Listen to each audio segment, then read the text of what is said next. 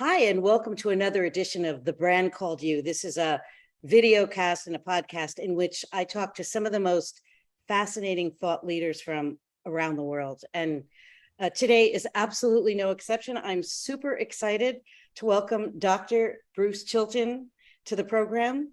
Welcome, Dr. Chilton.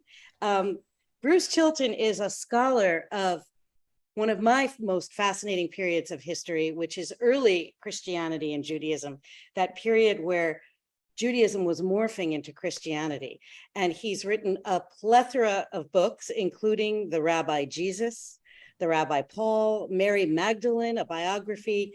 He wrote a book called Abraham's Curse about the roots of violence in Judaism, Christianity, and Islam.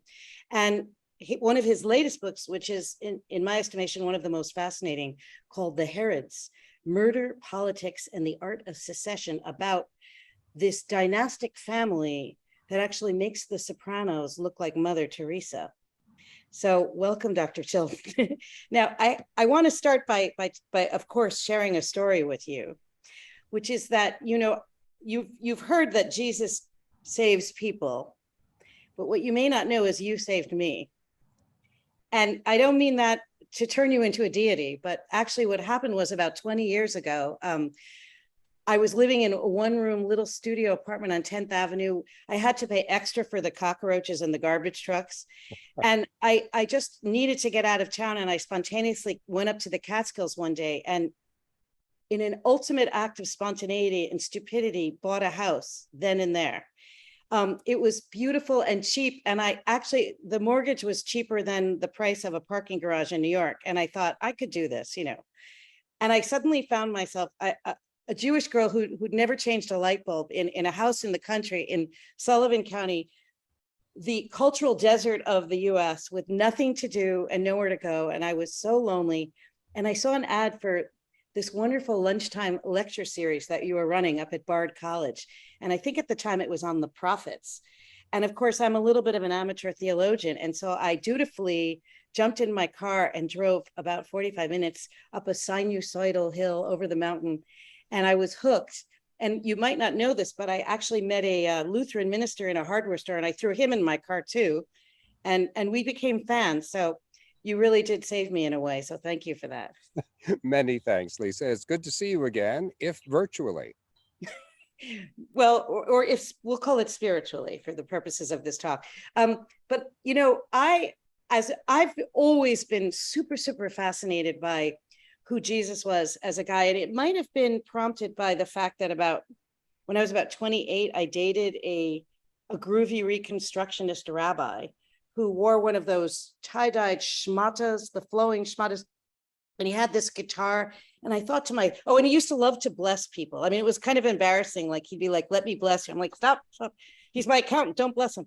But anyway, what was interesting was I thought to myself, I wonder if that's what Jesus would have perhaps been if he'd remained Jewish today. Who was Jesus? Well, I think that he is best defined as being a prophetic figure within Galilean Judaism. And that puts him inside a particular political setting. And one of the purposes of the book, The Herods, is to permit us to see that setting in particular. Who was the ruler of the area? This person whose actual name was Antipas. And why was it that Antipas turned against, first of all, Jesus' own teacher, John the Baptist, and actually had John the Baptist executed by beheading? And then why did he try to kill Jesus, which he also attempted? So one of the purposes of the analysis is to put Jesus in his actual political setting. Very often when we think of politics within this period, we turn to the Roman Empire, a vitally important influence. But inside the Roman Empire, you have microclimates of politics. And Herod Antipas was one of the most important of those. And then, of course, when Jesus left the domain of Herod Antipas and went to Jerusalem, he found himself now under the influence of the direct appointee of Rome, namely Pontius Pilate. And so then his actual death is a result of an alliance between Herod Antipas and Pontius Pilate. It's an amazing story, and those events could only have unfolded during that particular period of the Roman Empire, because the local politics of Rome were also involved. You know, Tip O'Neill was right. All politics is local. And the fact that they're local doesn't make them any less vicious than they truly are. It wasn't. Now, again, I realize when we talk about the Herods, we're talking about multi-generations. And as you rightly point out, a father is not a son, is not a brother. But wasn't Herod of that period Jewish?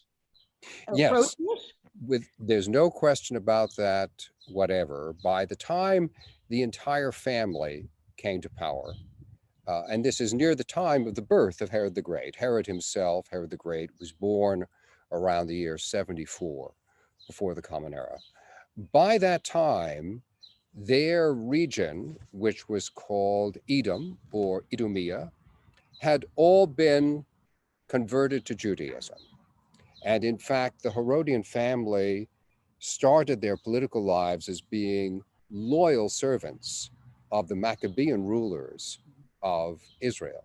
Now, this background as an Edomian caused those who were opposed to Herod the Great to refer to him as being a half Jew.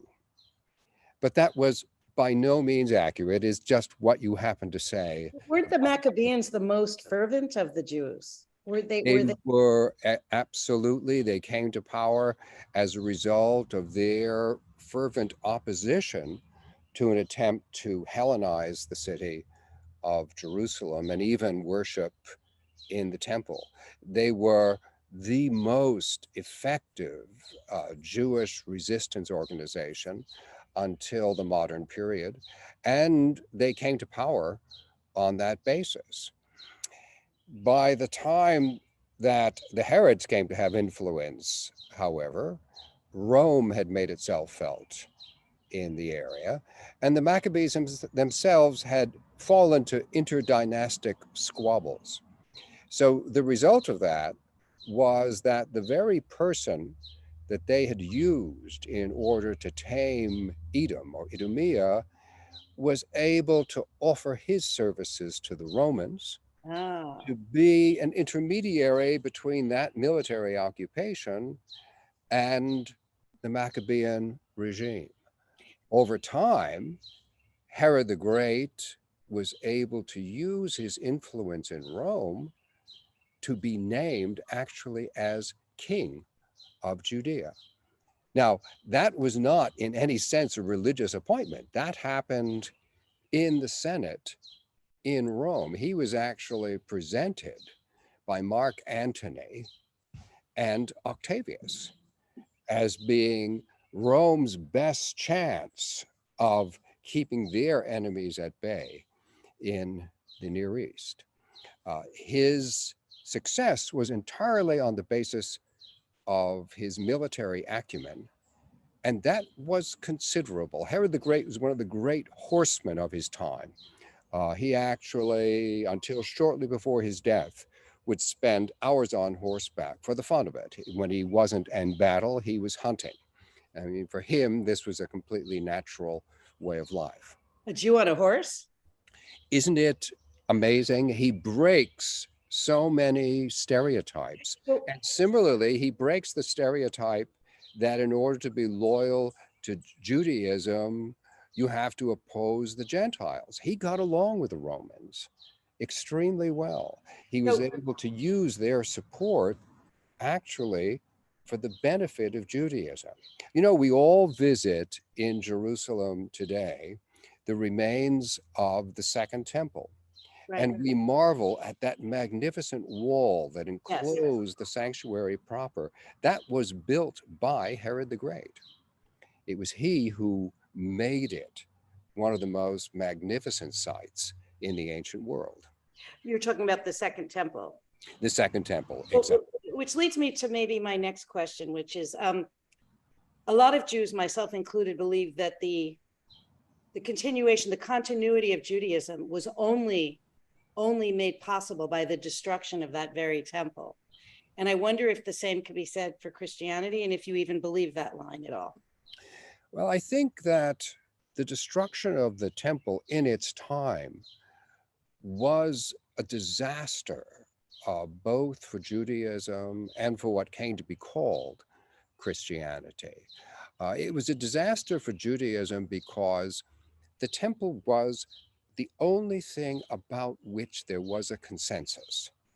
That is, there was agreement that the temple in Jerusalem was where the God of Israel was to be worshipped by sacrifice. As a matter of fact, even the Romans participated in this belief because the Roman emperor had on his behalf sacrificed every day, twice a day, animals for his welfare. Sorry to interrupt you, but I'm trying to get this picture. So right before the destruction, is it a bit of a, as in Hebrew, they call it a baligan, where you have religious Jews doing sacrifice to the letter of the law, and then you have some Romans slipping in doing something that's totally unkosher to Well, no, it's all actually run by the priesthood. Okay. And according to the understanding of certainly the written Torah, in the case of the Sadducees, and then in the case of the Pharisees, they also have an extra layer of oral tradition regarding purity. So although the personnel that actually offers the sacrifice is Jewish and priestly, that doesn't mean they're not arguing. Right at this period, there's even a deep controversy over the question, what exact calendar do we follow to determine when Yom Kippur is, when Shavuot is, when Sukkot is, when Pesach is? The bickering is as old as the Torah as itself, right? Exactly. As soon as you write, as soon as you have an authoritative tradition that we agree we have to follow, we then immediately will argue over what it properly means and how we should go about interpreting that. So the Romans had, to an extent, accepted the validity of the temple because the Romans gave Judaism a provision which was remarkable within the empire. If you were a practitioner of Judaism, you could not be required to offer sacrifice to the emperor's image. Others in the empire could. Really? That is, if I were a Roman magistrate, I would simply expect wealthy landowners in my particular region willingly to offer their wealth and to sponsor games in the emperor's behalf. And as part of that, to set up an image of the emperor and to burn incense to it, to pour out some wine in front of it, and then to swear allegiance to what was called the genius of the emperor. So he was seen as a semi-deity, so to speak. On the way to being a deity, and some of the emperors who were unbalanced actually thought of themselves as being deities. I think we have many examples in our time of ideologies of this kind taking over without the benefit of the imperial cult. And this happened to some emperors. So in the case of Judaism, you could not require that. Wow. Is it because they needed the tax money, or they were genuinely afraid of Hashem on high? It was not that. It was rather that when the Romans first had contact with Judea, it was during the time of the Maccabees. Rome was still a republic. It was not yet a major military power in the eastern part of the Mediterranean. And as a result, they actually went into an alliance with the Maccabees. And in that alliance, there was a pact of mutual defense in the case of attack. But when you make an alliance, you recognize the gods of the other partner by definition. And so the Romans had to accept that within Judaism, there could not be what is in Judaism idolatry. Okay. From the Roman point of view, it's not idolatry. It's just, for them, it was common sense. Mm-hmm. But they accepted that Judaism would not do this. And so they made this remarkable arrangement in which, instead of worshiping the emperor, you prayed for the emperor, because the emperor arranged to have a sacrifice on his behalf Oh, offered by the priesthood oh, in Jerusalem. clever. Wonderfully clever. And therefore, you can see what would happen in the year 66 when a faction of priestly nationalists decided, we're not doing that anymore. Ah, it's like turning off the Shabbat elevator in the hospital. Exactly. And that was when the Senate decided to dispatch Vespasian, the Roman general, with his mammoth armies. And that's what unleashed the true terror of the Jewish war, which effectively concluded in the year 70 when the temple was destroyed, although there were holdouts famously at Masada Right. for a considerable And, period and, after. and you talk initially at it being a tragedy, but then later on, didn't it sort of force us to internalize our Torah and our Judaism and sustain it in more creative ways, perhaps? Or I think that's exactly the case. And this, in a way, was the irony of the Roman intervention. Something to bear in mind is that the Romans intervened famously from 66 to 70, destroying the temple. They did it again in the year 132 to 135. right. And on that occasion, in fact, they renamed Jerusalem and gave it the name of Jupiter's territory. The Romans were ruthless because they had ultimately come to the conclusion that from this part of the world, they were getting only problems, and that therefore they would intervene and put an end to it.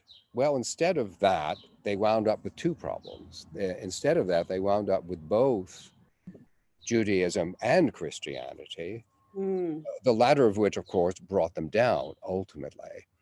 And the reason for this emergence has a great deal to do with the destruction of the temple. As you say, from the point of view of Judaism, the fact of the disappearance of the temple meant that there needed to be a compensation. Mm-hmm. And that compensation was an extraordinary renewed emphasis upon the Torah as an interior possession of both the community and any human being who wanted to turn to the Torah. Of course, the Torah had been important before. I'm not denying that. But for example, think of all the different laws there are related to sacrifice. Yeah. You can't do them anymore. Mm-mm. Impossible. And yet, the conception emerged that the study of those very rules is itself a form of sacrifice, which one is then internalizing. This is occurring at the same time, of course, because of the destruction of the temple, when the priests have lost their power base.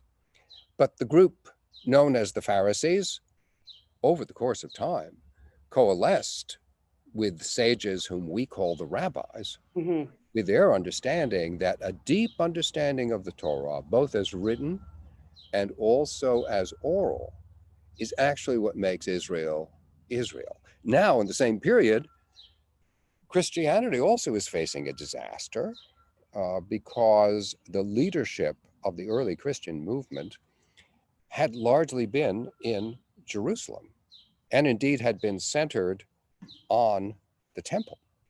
Isn't it true that to be in the Jesus movement, initially you had to convert to Judaism?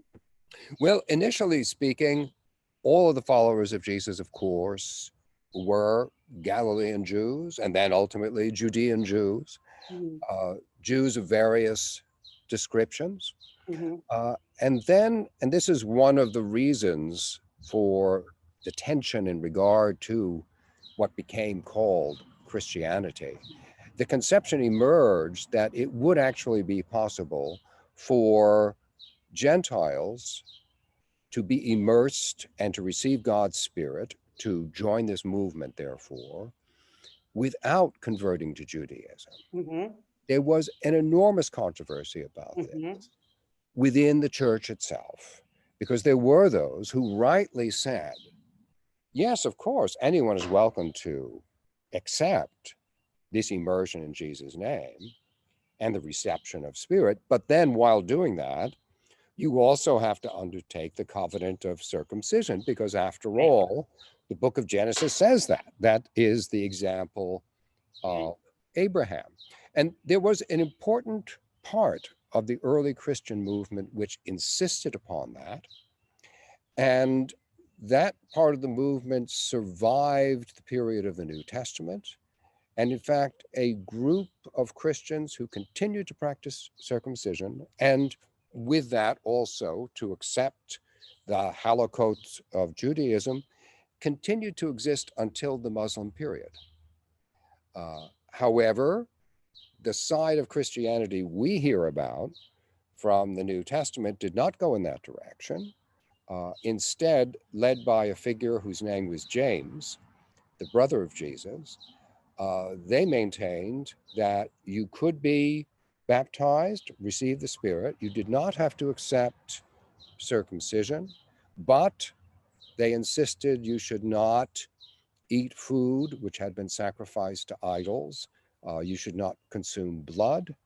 And also, you should not engage in marriages which were with relations who were too close. In other words, you had Yeah. to behave as what was called a God-fearer in antiquity, a righteous Gentile.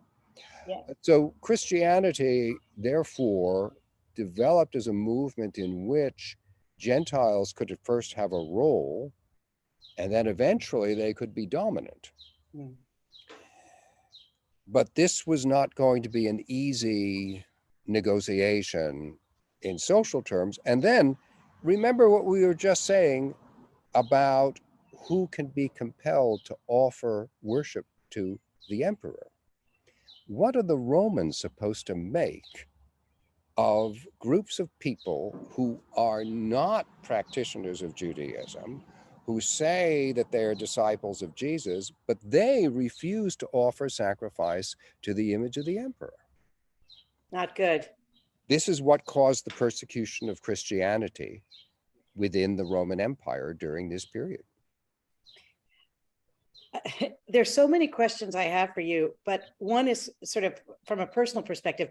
I work as a professional storyteller and an oral historian, and I'm aware that much of the scriptures as we know them were passed down orally, and at some point were committed to print. And I'm always left with this confusion about the editor's choice, and how can we really know how? It seems to me so much of what's put down at various times is reflective of a political choice or preference or a particular leaning. There's so much that I can't trust was truth, that it was malleable according to the few who wrote down the law. And I wonder how can you discern between the spirit of the original law as delivered orally versus what ended up in print? Mm-hmm.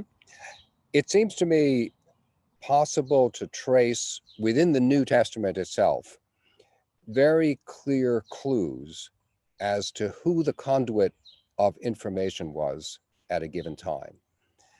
And that's one reason for which I have had an interest in the biographies of people during this period. Figures such as Mary Magdalene are interesting, not only intrinsically because she's a fascinating person, but because she was also a center of teaching within the period of the New Testament. She is the source of many of the stories about Jesus' exorcisms. She is known as being a person who practiced anointing, a basic and very widespread ritual within the church. She is also within all of the Gospels a key figure in the understanding of the vision which leads to the idea that Jesus has been raised from the dead. These are powerfully formative influences on the New Testament. So we can take a figure such as Mary Magdalene, and we can understand her contribution to what ultimately became the New Testament. But also we need to set that side by side with other figures such as Peter, the 12 apostles, James, whom I mentioned, Paul, and Barnabas. And all of these figures, as you rightly say, have their particular agendas in the way that all conduits of information Yeah. do. And the way in which an editor puts them together is really very interesting. But it's become my growing conviction that actually the editors are only influential after the fact, and that the real influences are these initial conduits. Mm. So in my current project, I am looking particularly at them, and I'm asking the question, what do they know precisely about Jesus' Aramaic teaching? Wow. What can we see linguistically that shows them to be in touch with the way in which he instructed his followers in his own native language? His native language was Aramaic. Was Aramaic, exactly. That's right. A Wow. language about which we now know much more than we used to because of discoveries in the Judean desert. People often refer to the Dead Sea Scrolls. They're obviously very important, but the Dead Sea Scrolls are only one cache of texts. Right. And the result of that is that we now know much more about first century Aramaic than we have at any time in history since the first century. And using these materials and comparing them to the way in which the New Testament is written, we can discover the Aramaic environment of his teaching in a way that has not been possible before. That's amazing. I mean, you had a great quote that said, "What history demands is that we account for all evidence." And I love the fact that you're constantly looking at the larger context. The larger context, you're always broadening and looking at the whole view, which is something that I obviously wish we did more today when in our own, my particular religious community, or when, Christianity is quoted in a political context, I always feel it's devoid of a larger context and history.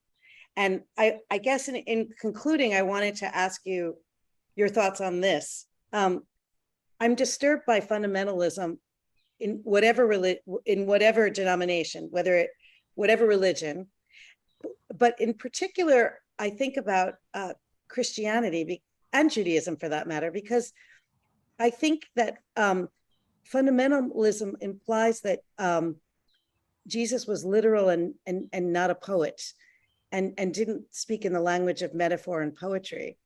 And I think you kind of deny him that when you take things for the letter of the law, not the spirit of the law. Mhm. And I guess I just would love to have your take on that in relation to what's happening today.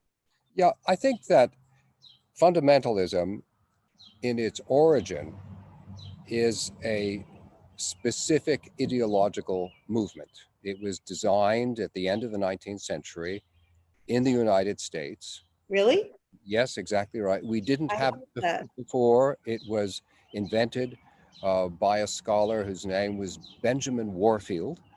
Uh, Wow. he was active at Princeton University, and for this reason, fundamentalism used to be known as the Princeton theology. I like to remind my colleagues at Princeton of this fact from time to time. And the reason for it was that it was designed as a way to counter the teaching of Charles Darwin. The idea was that Darwin was falsely invoking rules of nature. And what we really had to do was to discover the infallible laws of the Bible. And therefore, it enumerated what these principles were. And it made the statement, unless you interpret the Bible to prove these principles, you're not really a Christian. Well, I think anyone can see that's not an historical interest in the Bible. It's not even a literal interest Mhm. in the Bible. I mean, for example, it says you have to say the Bible is infallible. Mhm. But it's rather interesting. Where does the Bible itself say that it's infallible? Right. You will simply not discover that passage. I have searched very diligently for a long time, and I can understand where the movement comes from. But at the end of the day, it's not a biblical movement. Instead, it's a reaction to modernism. Wow. And that's the way fundamentalism has unfolded since that time. It has, without doubt, influenced Judaism, it's influenced Islam. I mean, my heavens, it even influences economists, right?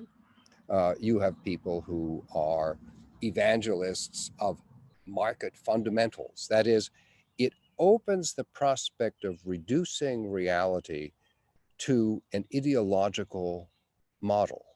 It really is not a religion. Instead, it's an ideology, sometimes about a religion.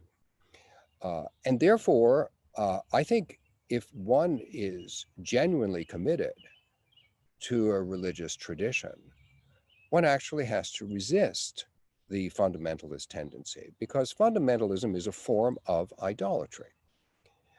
It's a form of approach, in this case, the Bible, that says, I know what the Bible is before I've read it. And unless you find those things in the Bible, you are not reading it properly.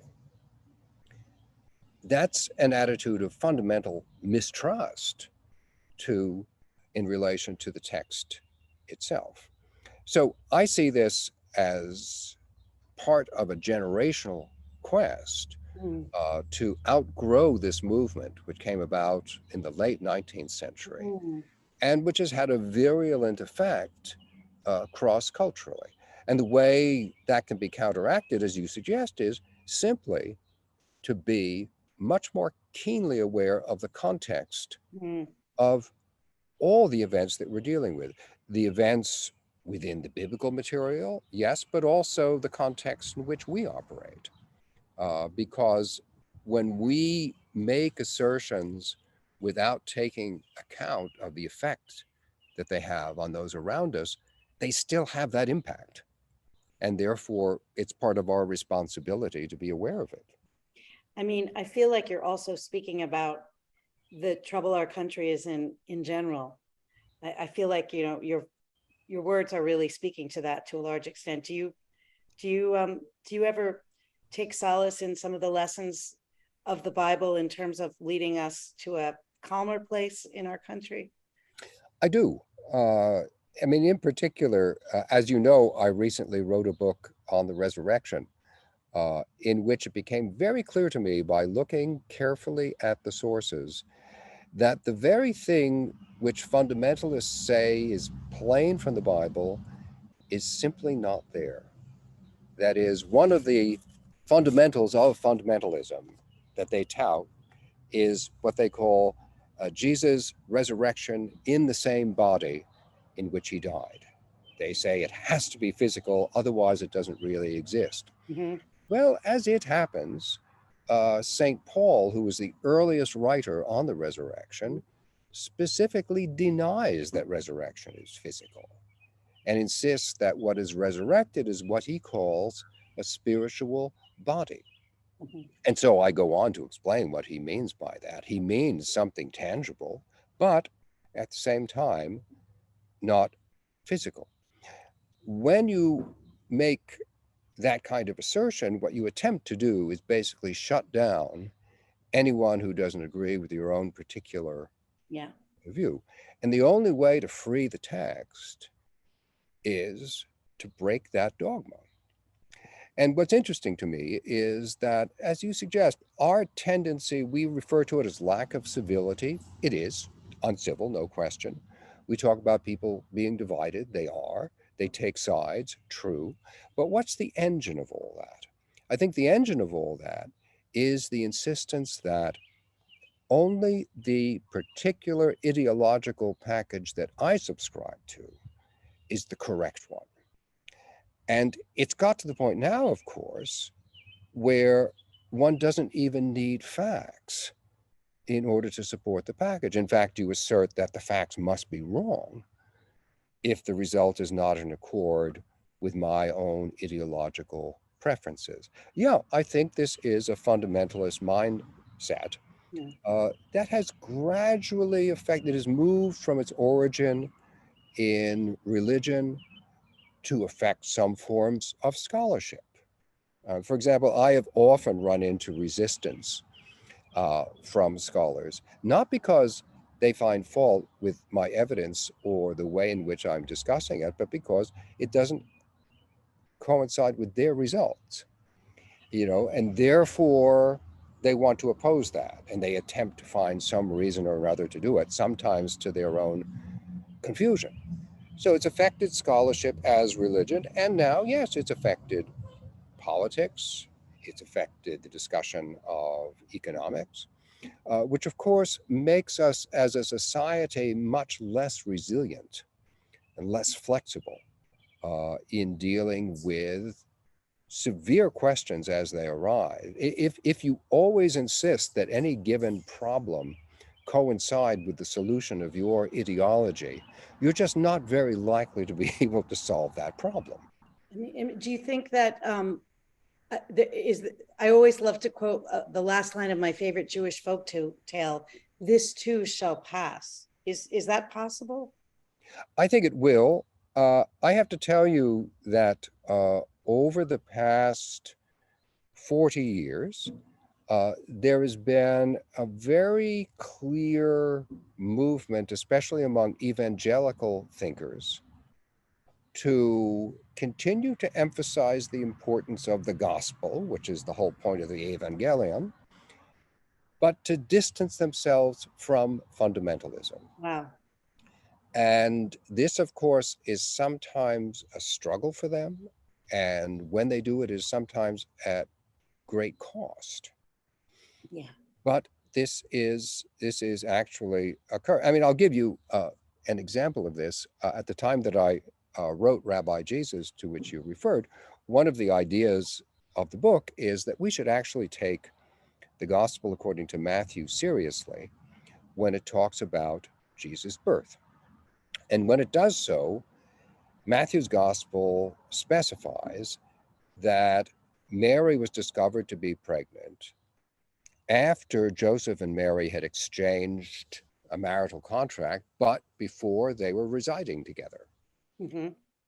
That, by the definition of the Mishnah, the principal Judaic work of that time, makes Jesus what's called a mamzer, someone who cannot demonstrate his own paternity.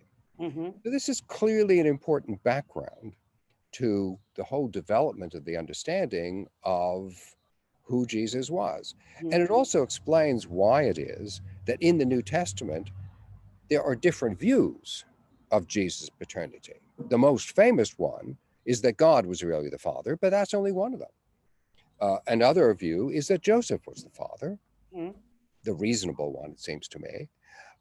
And yet another that there was an illicit relationship that Mary had. This also appears. Well, of course, this caused something of a firestorm in some circles when I said that. But I was very touched that there were evangelical scholars who went into their journals in print to say, well, one moment, this is the evidence he cited. This is the Jewish context he's talking about. We're not saying that it happened as he said, but this is information that we have to take account of. Yeah. And in the intervening 20 years, you can see the idea making its way and making its impact felt. It's great. I obviously could go on for another 2 hours, but unfortunately we have to end, but I have so much to think about, and I can't wait to hear your next lecture series. And when will that be? Well, this would be in the autumn. I am still dithering about which day of the week is best. With the new relationship to social gathering as a result of the pandemic, I just don't want to continue the old Yeah. schedule. I think I probably have to rethink it. So I'll be doing that during the course of the summer. And what are you writing about this summer? And this will be the Aramaic Jesus. Okay. So this will Well, be teasing out how his Aramaic teaching got to the New Testament. wow. And to think all I'm going to be doing is sitting and filing my nails and reading bad literature. But every girl needs a break now and again. There you go. Thank you so much. I'm riveted, as always, by your ideas, and I'm looking forward to reading more and hearing more. Many thanks. It's been a delight to speak with you. Thank you so much, Dr. Chilton. All the best. Bye. Thank you. Thank you for listening to the Brand Called You videocast and podcast, a platform that brings you knowledge, experience, and wisdom of hundreds of successful individuals from around the world. Do visit our website www.tbcy.in to watch and listen to the stories of many more individuals. You can also follow us on YouTube, Facebook, Instagram, and Twitter. Just search for the Brand Called You.